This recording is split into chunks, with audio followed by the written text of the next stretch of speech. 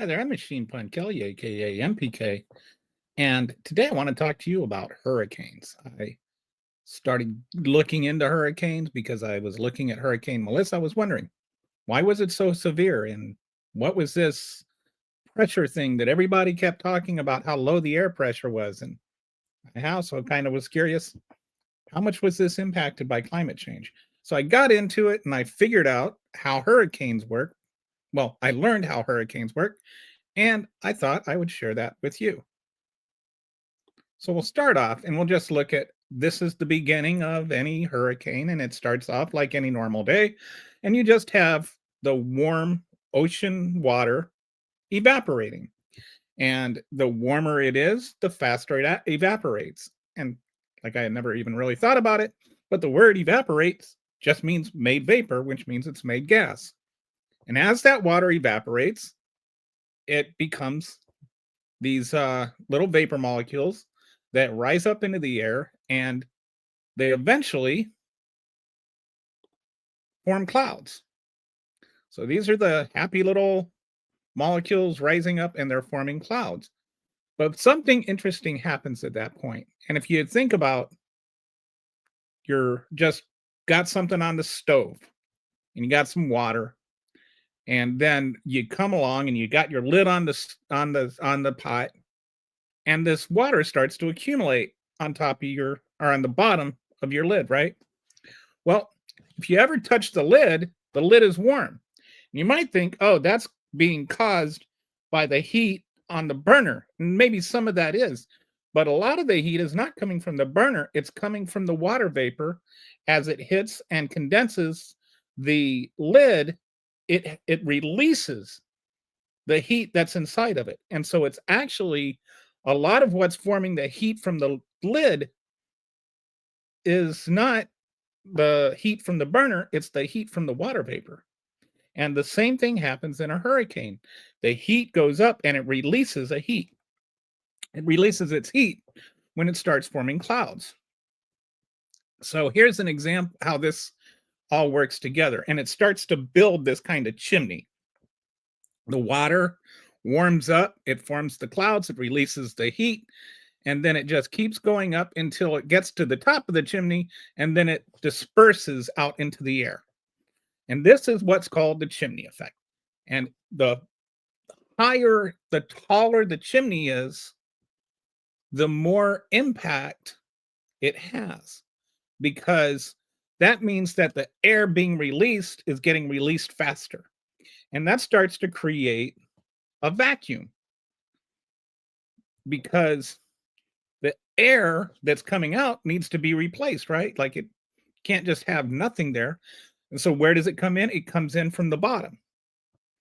So a good example of this is if you've ever lived in the north somewhere, you have a winter's day, right? And the heat is rising in your house and it keeps going up. That's why if you live in the north, you notice all your HVAC stuff is at the bottom. If you live in the south, all the HVAC stuff is at the top because heat goes up.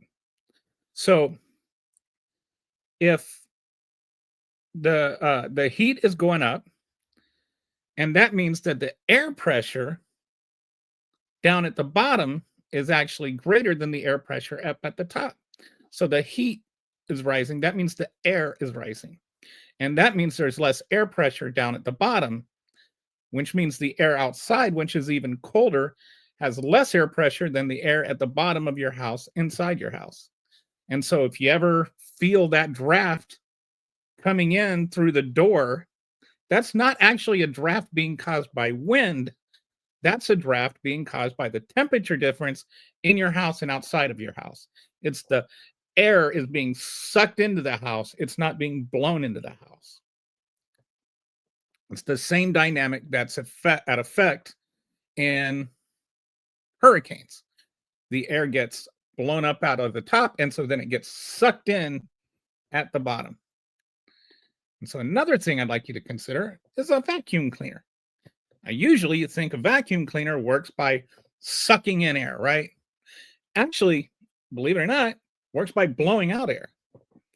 The motor has a fan and it blows air out. That's the primary function of the motor, is to blow the air out. And it's in this vacuum tight seal. And so then the only thing that can happen in order to replace that lost air that is getting blown out is it comes in through the bottom. That vacuum creates the suction. That's why it's called a vacuum cleaner and not a suction cleaner. And so the air comes in through the bottom, and as it comes into the bottom, it takes like the dirt and the stuff you want to get out of your carpet with it.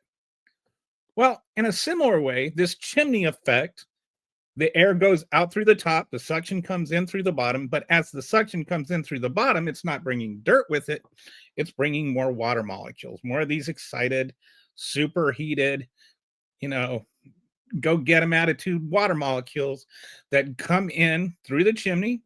They go up, they make more clouds, and then they release more heat. They go up further, they disperse that heat, which creates more suction, which brings in more water, which creates more clouds, which creates more heat, which creates more vacuum, and so on and so forth. And so you get this cycle that builds up a hurricane. And so the clouds get big and mean and gray, and they start building up all of this rainwater. And at the same time, the wind speeds keep going up and up and up, because that's what you're creating with this vacuum is wind. All that wind being sucked in through the bottom. Now, there's one other thing. You're like, what about the spinning? Where does the spinning come from? Well, there's something called the Coriolis effect. And that is like if you ever been on a merry-go-round and you were about to throw up, you go to the center, right? Because the center, it's a lot calmer. That's because the outside of the merry-go-round and the inside of the merry-go-round are different sizes, but it's going around at the same time.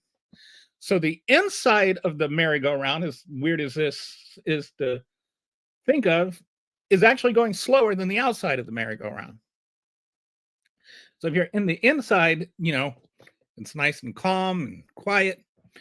And so you go there and you can, you don't feel the force as much.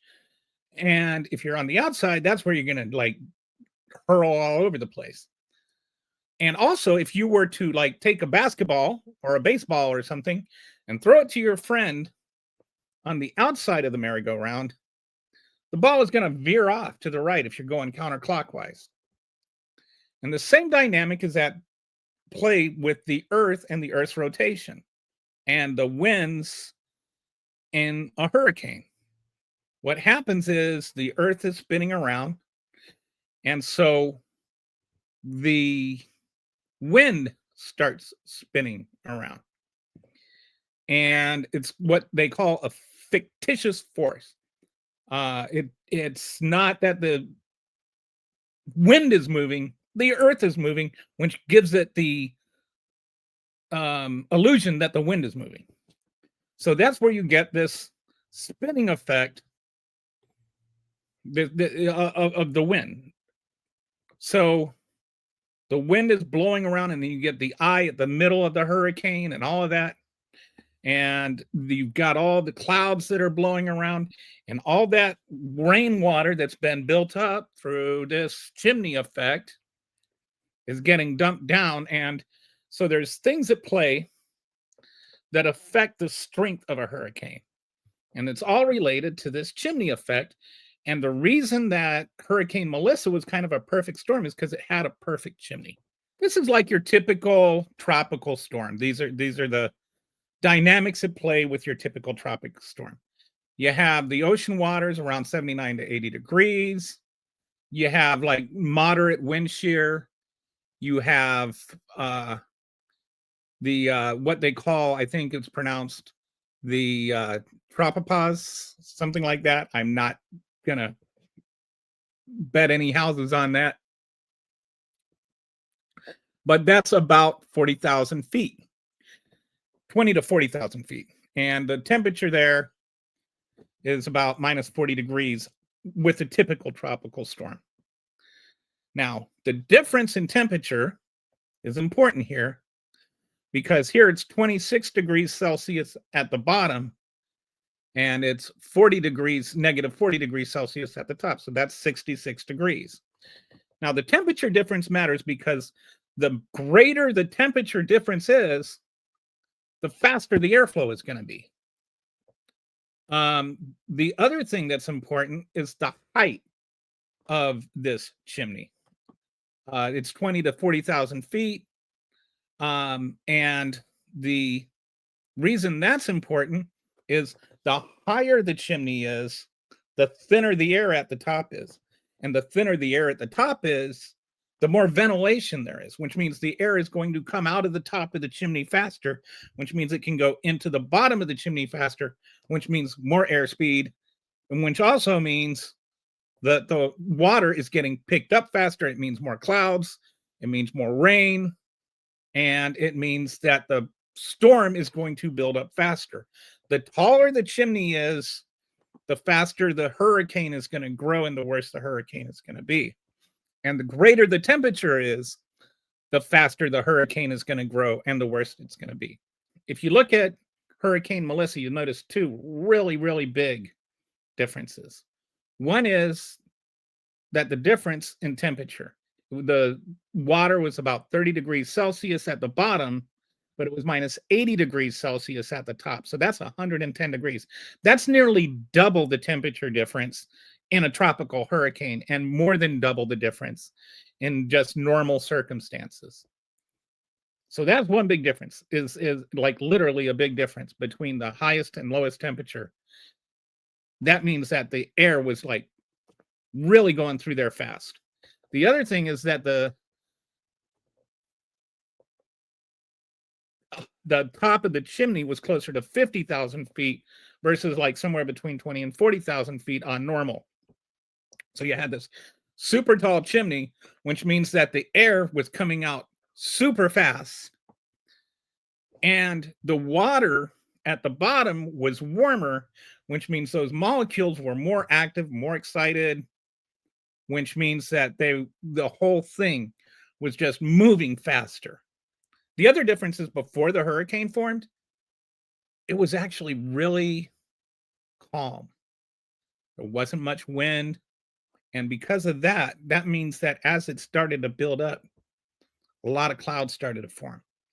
A lot of heat started to form. And so you just didn't just have this super tall chimney, you had a super stable chimney.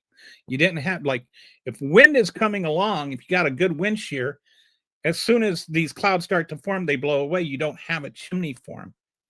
But it was very slow wind shear, very little air movement. And so you had not only this really tall chimney, you had this really stable chimney. There's an atmospheric pressure called millibars, which is a measure of the force exerted by the weight of the atmosphere. The standard atmospheric pressure at sea level is defined as 103.2 millibars. The green bar at the bottom here is your typical average millibars.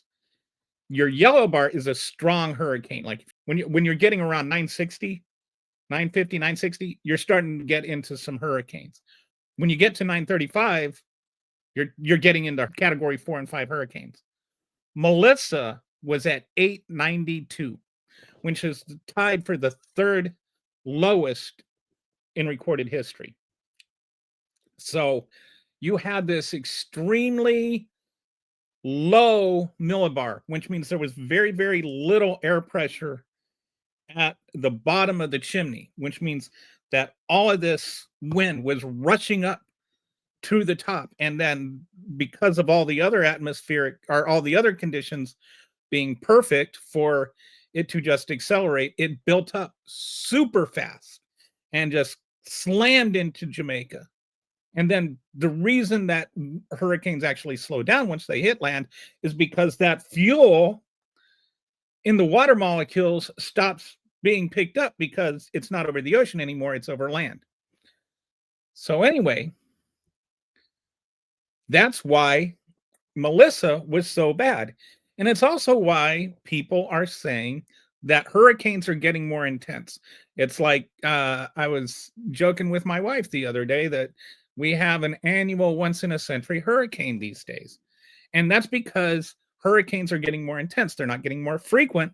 In fact, there's some, possibility that they're even getting less frequent, but they're getting more intense, and more intense hurricanes are happening more frequently. And that's because the surface temperature of the ocean is a big determinant in how fast hurricanes grow and how intense they get.